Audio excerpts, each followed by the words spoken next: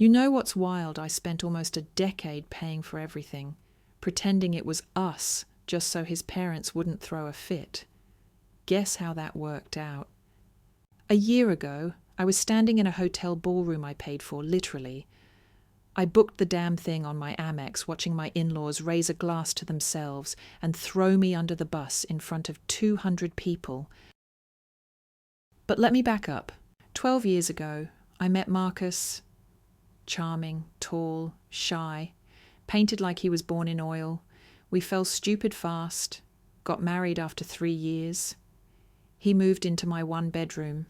I made decent money working for the city assistant DA. Nothing glamorous, but solid. He hated the corporate world and begged to focus on art full time. We gave it a year. 1 year turned into 8. Marcus never really got his career off the ground. He had talent, but zero hustle. Said galleries were too commercial. Commissions drained his soul.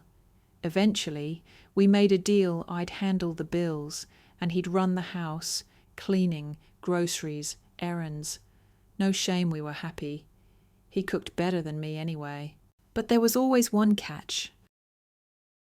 His parents, Ethan and Judy, a couple of retired art teachers from the East Coast, living off pensions and opinions. So many opinions.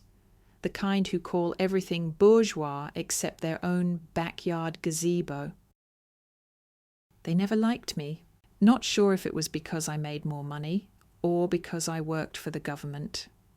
Judy hates prosecutors, said it to my face once, or maybe just because I wasn't some barefoot artist chick in linen dresses quoting Monet. Whatever it was, the coldness was always there. It started at our wedding. Judy gave this weird speech about men losing themselves in relationships at the wedding toast. I laughed it off. I shouldn't have. 8 years ago, Marcus and I agreed not to tell them the full truth. He didn't want the judgment, said he couldn't deal with his mum's "you gave up your calling" drama, so we let them believe he was still freelancing, working with galleries. We kept it vague. He's busy, I'd say lots of projects, which technically wasn't a lie, he was busy. With laundry, vet appointments, meal prep. I paid the mortgage, I paid for the new car, I paid for his parents' hospital bills when Ethan had his second stroke, and every single check I sent them had both our names on it. Not because Marcus asked me to, but because I didn't want them to hate me more. Stupid, huh? Last year, I bought myself a new car, not a Ferrari or anything, just a sleek electric SUV that I'd been eyeing for months. I drive a lot for work. It made sense. Marcus didn't care. He still drove the beat-up Honda we bought together back in 2012. He liked it, said it had character. I never thought it'd be a problem until the party. So here we are the night of Ethan and Judy's 40th wedding anniversary. Fancy hotel, string quartet, champagne flowing. Guess who organised the whole damn thing? Me.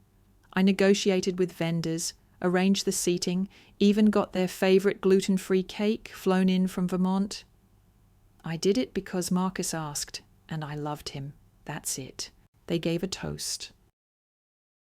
Judy stood up in her rhinestone sweater and said, 40 years of love, art and sacrifice. And we're glad our son finally has someone, even if she still depends on him. Wait, what? She kept going. Said she was disappointed in how modern women flaunt things they didn't earn, that she hoped I'd grow up eventually. Then Ethan chimed in.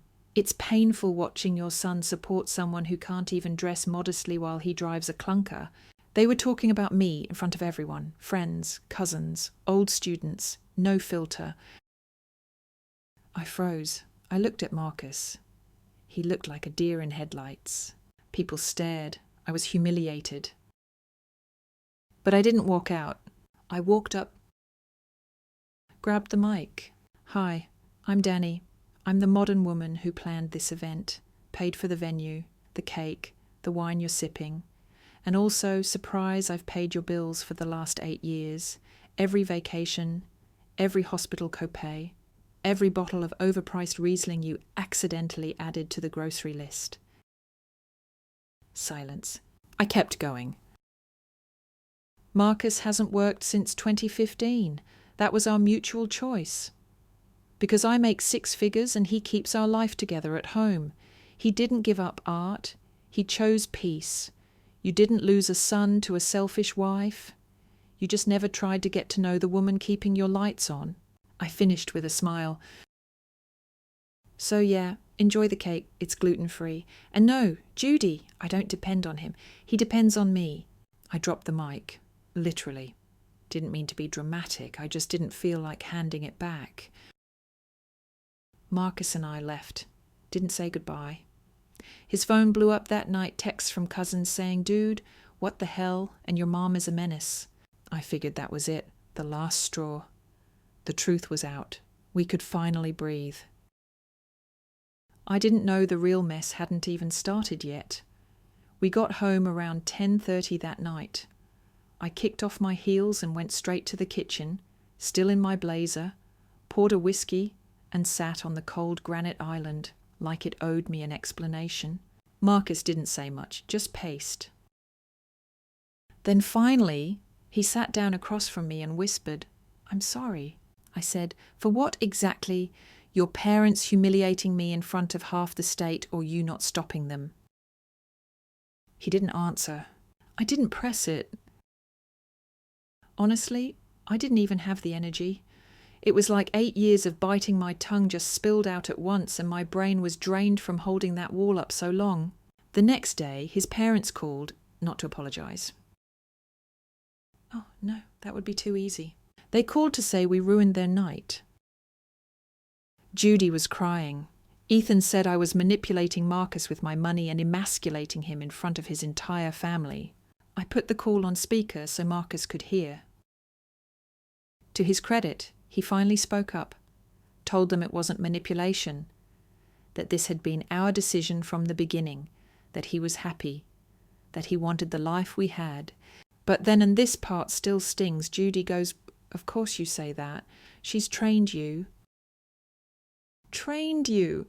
Like I was some kind of manipulative drill sergeant, and he was a golden retriever who forgot how to bark.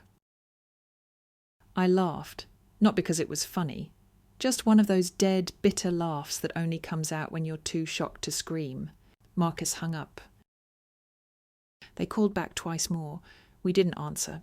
Later that week, they emailed Marcus demanding to know exactly how much money I had poured into them, because they wanted to return it all and cut ties permanently.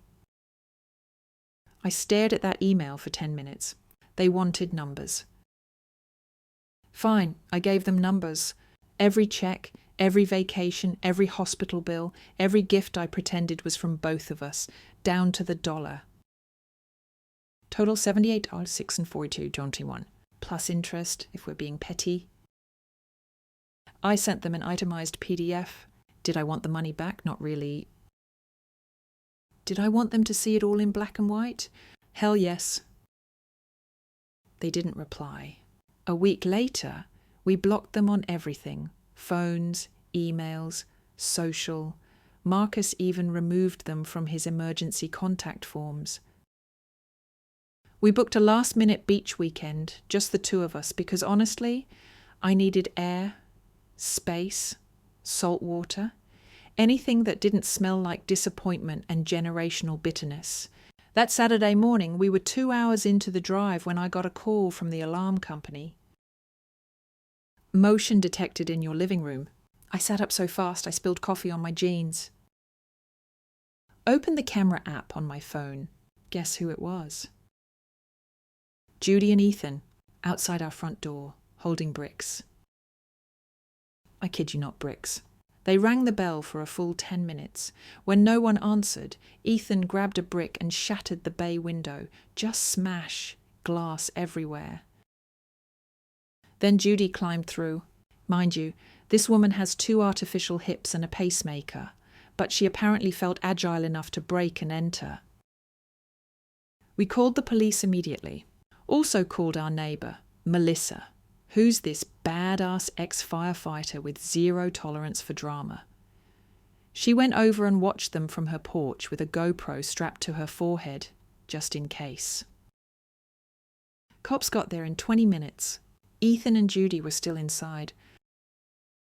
Claimed they were retrieving sentimental belongings, which, when we later reviewed the footage, turned out to be a painting Marcus did in college. A self-portrait Judy always claimed was his peak. They didn't take it, though, just stared at it like it was a dead baby bird. The cops escorted them out. DA declined to press charges, said something about elderly mental states and non-violent intentions. I was pissed. But also kind of impressed at the nerve. We got a tent board over the window and Melissa offered to dog sit in case they came back. She also left a baseball bat by the door labelled Judy Proof. I emailed Ethan and Judy the repair bill, $3,742.26. No response, so I sent it again. With a PayPal link this time, still nothing. Fine, game on. I had my lawyer draft a formal demand letter, certified mail, all official. I attached photos, footage, receipts, and a friendly reminder that they were the ones who originally asked for numbers. You want to cut ties, cool? Start with paying me back for the literal glass you shattered. That finally got their attention. They didn't write back directly, but we got a call from their attorney. Yes, they somehow lawyered up offering to settle privately. We agreed. Got the money, clean, done. Or so I thought. The day we met their lawyer to finalise the cheque, I made the mistake of pulling up in my new SUV. Marcus was with me. We didn't say a word to them, just nodded, signed papers, and got ready to head out. Then Judy, being Judy, walked over, spat next to my feet, and said, "Still think you're better than us?" I looked her in the eye and said, "No, just freer." She scoffed, walked away. Ethan, though, that man snapped. Out of nowhere, he climbed onto the hood of my car and punched the windshield. Cracked it, like actually cracked it. Cut his hand open too. Marcus shouted. I just stood there, stunned. Judy grabbed him by the arm, muttering about how that'll teach her. Teach me what that you're unhinged. Congratulations, lesson learned.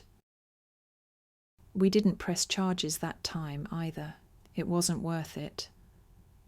I was done feeding that fire. We paid to replace the windshield and moved on. And for a while, it was quiet. 6 months, no calls, no messages, no weird flower deliveries, nothing. Then last week happened. We hosted a small get-together at our place. Nothing big, just family, friends, a little barbecue in the backyard. I was 12 weeks pregnant. We hadn't told many people and wanted to wait until the scan came back normal. But when we did, people were excited, supportive, happy. It felt nice. Until about an hour before guests arrived, someone knocked on the door. I opened it. Judy and Ethan. No RSVP, no heads up, no shame. Judy smiled like we were besties and said, "We heard you're expecting. We thought maybe it's time to let bygones be bygones." I blinked. Said nothing. Then I stepped out onto the porch, looked her straight in the eyes, and did exactly what she did to me at the lawyer's office. I spat next to her shoe, said, "Get off my property or I'll get the cops." She started crying, said she wanted to be part of the baby's life. That being a grandmother changes everything. I laughed. You should have thought of that before climbing through my window with a brick. Marcus walked out behind me. He looked at his parents, then said, "You once called me a disappointment. You don't get to play Nana now." Then we shut the door. They stood there for a few minutes, knocked, rang, then eventually shuffled off. I went inside, sat down, and realized for the first time in months that I wasn't angry anymore. I wasn't hurt, or bitter, or even spiteful. I was done. Just done, and it felt amazing. The day after the barbecue, I filed for a restraining order. I didn't even wait for coffee. Just woke up. Logged into the city system, I knew inside-out perks of being a prosecutor and started filling out the paperwork. Took me 37 minutes. I didn't hesitate on a single question. Threat level moderate. Prior break-ins, yes. Physical damage, yes. Emotional distress, you have no idea.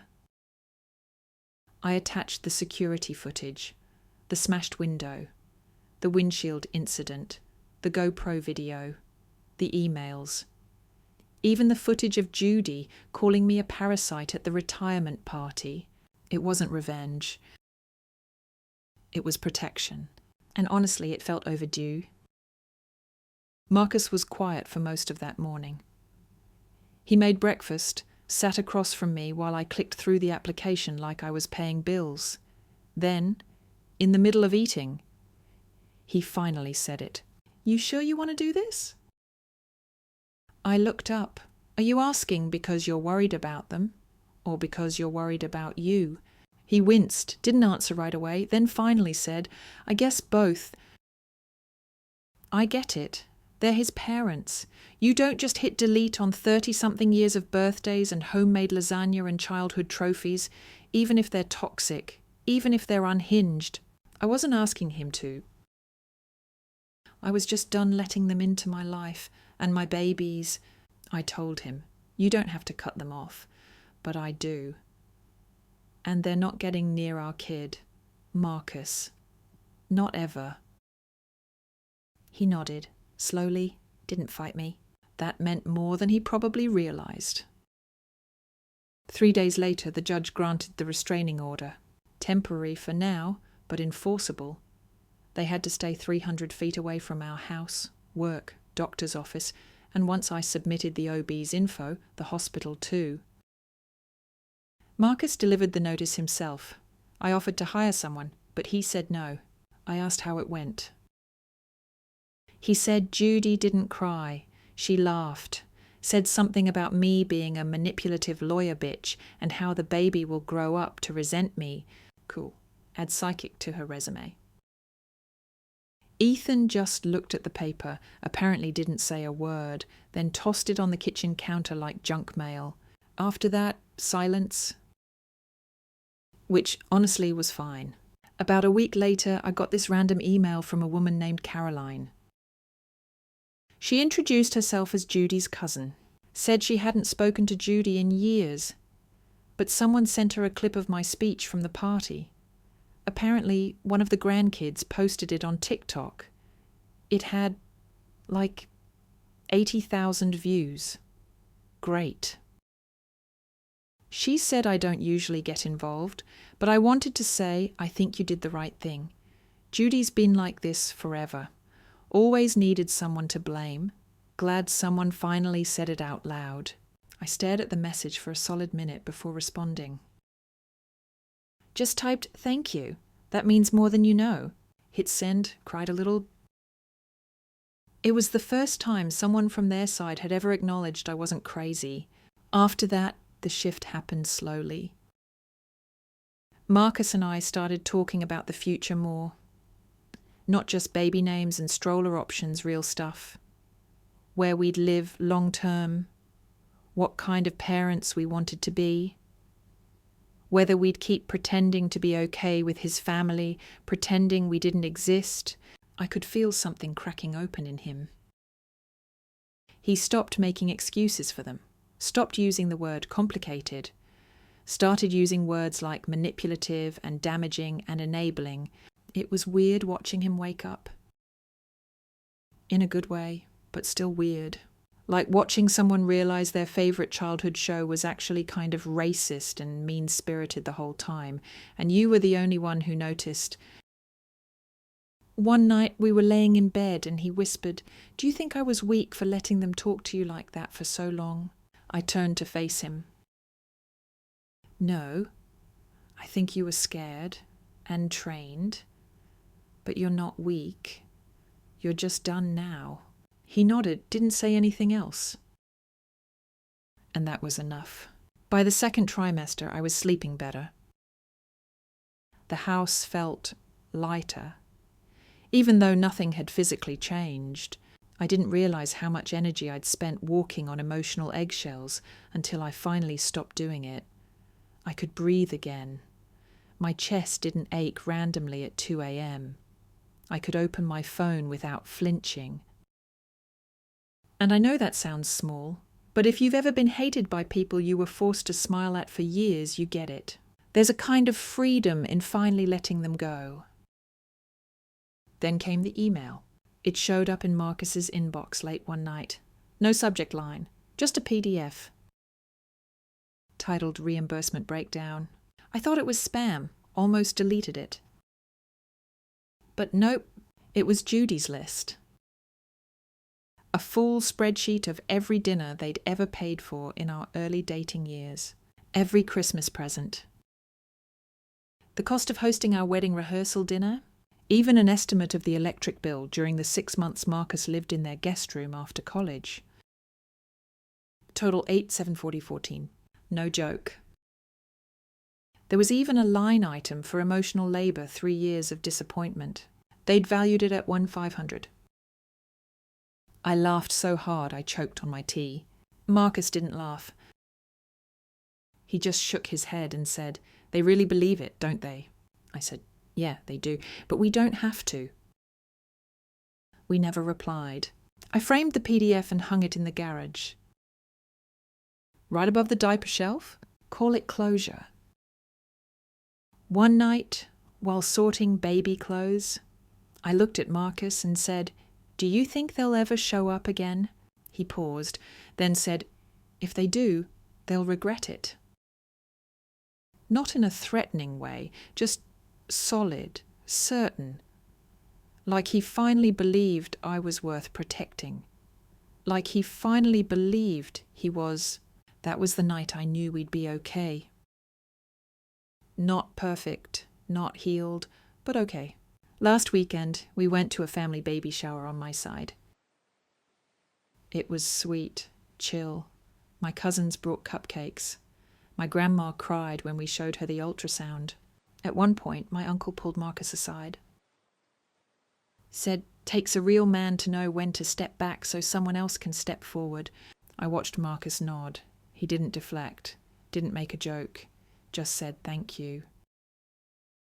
That moment, that was it. That was the revenge.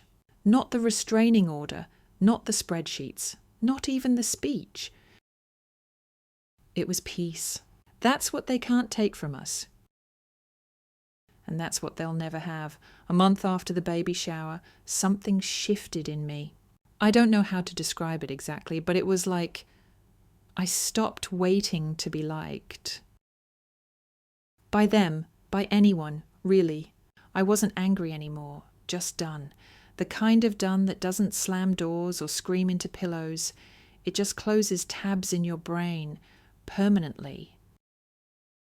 We'd picked out the baby's name. We were getting the nursery ready. Every box I unpacked, every diaper I folded, every piece of IKEA furniture Marcus cussed at for 2 hours, it all felt like a reset. And somewhere between week 24 and 25, I realized I hadn't thought about Judy or Ethan in days. Which would have been a lovely milestone, except, of course, that's exactly when they popped up again. We got a certified letter in the mail. From their lawyer. Not the same guy from before this one was new. Definitely cheaper, judging by the formatting.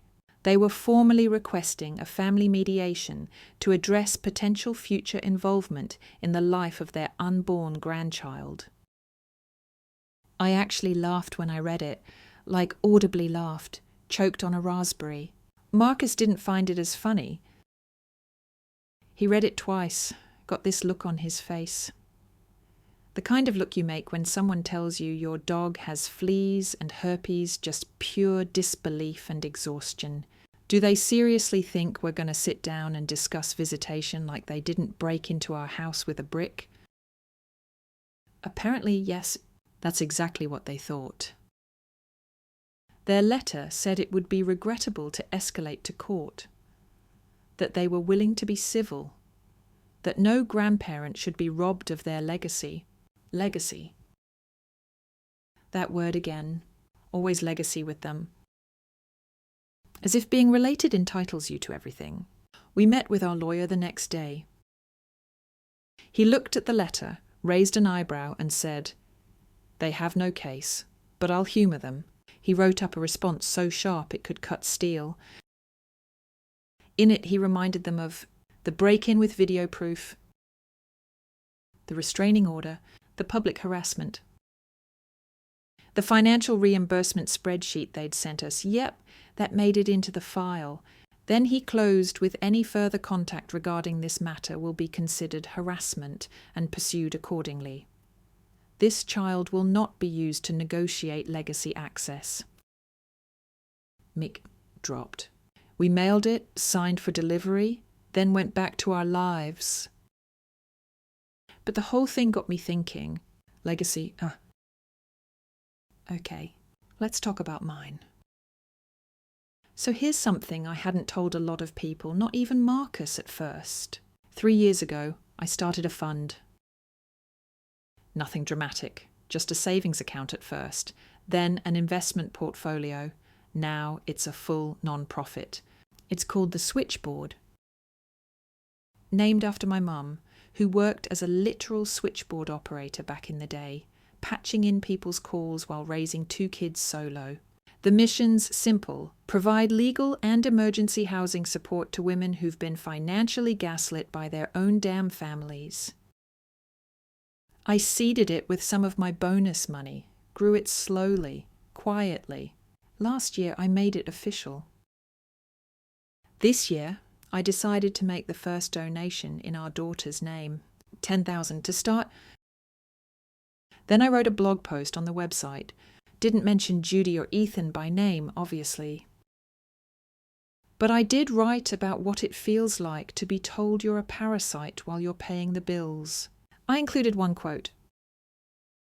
She's trained him. No context, just the quote. It's the most read page on the site now. Funny, right? I finally told Marcus about it, sat him down, showed him the site, the mission, the growing email list. He didn't say anything for a solid 30 seconds. Then he turned to me and said, "You built an entire non-profit in secret while pretending to be a freeloader." I smirked. Yep. Holy shit, Danny. Yeah. He looked at me like he was seeing me all over again, like the woman he married was still there, just sharper now. Tired. Maybe. But unbreakable. That night he asked if he could start painting again. Not for work, just to paint. I said finally. A few days later, Judy posted on Facebook. Of course. It was this passive-aggressive meme about daughters-in-law who keep children from loving grandparents. Captioned, "So sad, don't let this be your story." 3 likes. 1 angry comment from some woman named Barb. I didn't reply. Didn't need to. Because 2 hours later, Marcus did. He commented, "Maybe don't accuse your daughter-in-law of being a gold digger at your own retirement party if you want family bonding. Just a thought," and logged off. No drama, no fight, just facts. The next morning, Ethan emailed me directly. No subject, no greeting. Just, "We've decided to move to Arizona. Don't expect anything from us going forward." And you know what? I don't. Not money, not regret, not clarity, not even an apology. What I do expect: peace, boundaries. A family of my choosing. That includes Marcus, our baby, our neighbour Melissa, who now calls herself backup grandma, my therapist, the woman who brings me double chocolate croissants at the bakery without asking. The real ones. Everyone else, their legacy. And legacy doesn't mean shit when it's built on control. We close on our new house next month. Bigger backyard, safer neighbourhood, room for a playset, a dog, maybe even a garden if I ever get into that domestic Zen nonsense. It's not fancy, but it's ours. No ghosts, no bricks. Just light. The day my water broke, I was eating mac and cheese off a paper towel in my lap while watching reruns of Shark Tank. It wasn't dramatic, no big cinematic moment, just a weird little pop feeling, and then boom, wet sweatpants and the most awkward, confused look on Marcus's face I've ever seen. He stood up, wide-eyed, holding a half-eaten pickle. You okay? No, dude, I said deadpan. My uterus just exploded. Let's go. Labour was rough, not tragic, just long, grueling.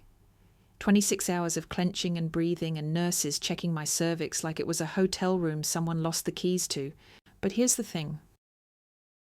Through every single contraction, every swear word, every ice chip, Marcus was there. Not hovering, not panicking. Just there, holding my hand, wiping my forehead, letting me squeeze his fingers until they went numb. He didn't say, stupid motivational thing, didn't try to coach me. He just held space, solid, present, mine. And when our daughter finally came out, tiny and purple and loud as hell, he cried harder than I did. He looked at her like she was the whole sky. I looked at him and thought, this man, right here, he's not trained, or emasculated, or broken. He's built for this. And I don't mean fatherhood. I mean us. We named her Ren. Not after anyone, just something light, sharp, and quick. She fits it. She's barely a month old now, and already has this way of looking at you like she's judging your credit score. I'm obsessed with her. Marcus is even worse. He sings to her while he's changing diapers, cries when she yawns, takes selfies with her like she's a celebrity and he's just lucky to be in the shot. We don't sleep much, but we're deliriously happy. At least we were, until Judy showed up again. It happened last Thursday. Ren was 6 weeks old. I'd just managed to get her to nap after 2 straight hours of gas and screaming. My boobs were leaking. My brain was soup. I was in pajama pants I hadn't washed in 4 days. And the doorbell rang. At first, I thought it was Amazon. I opened the door without checking. And there she was. Judy, standing on my porch like a damn ghost in a cardigan, holding a stuffed giraffe. My stomach dropped. She smiled tight, fake, trembling. Hi, I thought maybe you'd let me meet her, just for a second. I didn't answer. I couldn't, because part of me, some sick little part of me, still wanted to believe she could change. That she meant well. That maybe time and age and isolation had softened something. But then she opened her mouth again. I forgive you, you know, for the things you said, for keeping us away. That was it. That was the moment. The final click in a door I didn't even realize I'd left cracked open. Because forgive me. Forgive me, lady, you slandered me in front of my entire extended family, tried to ruin my marriage, broke into my damn house with a brick, and I should be grateful for your forgiveness. Nah, I stepped outside and pulled the door shut behind me. You don't get to rewrite this, I said. She blinked. I repeated, you don't get to come here and act like this was some mutual misunderstanding. You tried to ruin my life. And now that you're lonely and your legacy is crumbling, You're just hoping the baby will make it all okay. Her mouth opened. I didn't let her speak. You're not welcome here. You're not safe. And if you ever show up uninvited again, I will get the cops involved. I don't care how old you are. She looked shocked. Actually shocked. Like no one had ever spoken to her like that before. Then she did this weird thing, this tiny, wounded scoff, and said, "You always were ungrateful." And that was when I laughed. Hard, messy, ugly. Because if that's what she thought this was about, if after everything she still saw herself as the victim, then I truly, finally, didn't care anymore.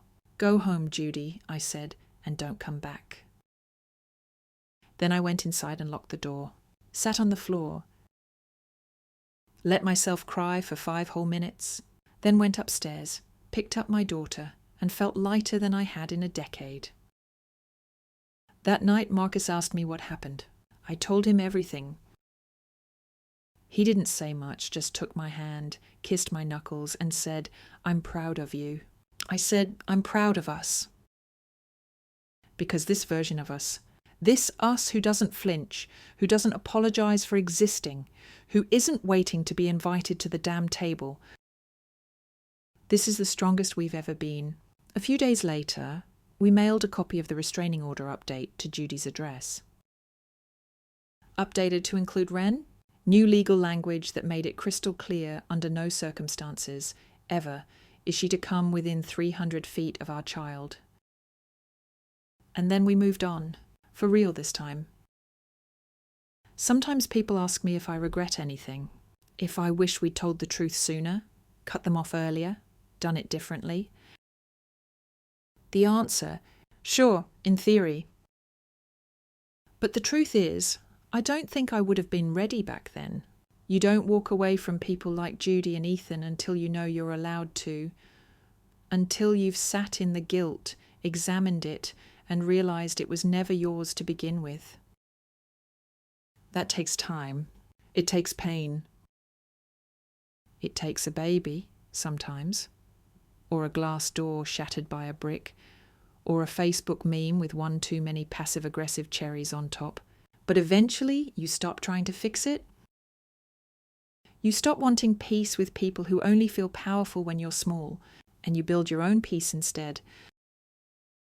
Last week, I stood in Ren's nursery holding her while Marcus painted a tiny wren on the wall, this delicate little brushstroke bird, soft and fierce and free. And I thought, this is the legacy. Right here. Not theirs. Not some inherited bitterness disguised as tradition. This, a baby born into love and safety and truth. A man who chose partnership over ego. A woman who said no and meant it. A house full of light, not permission. This is the revenge. This is the reward. This is the rest of the story.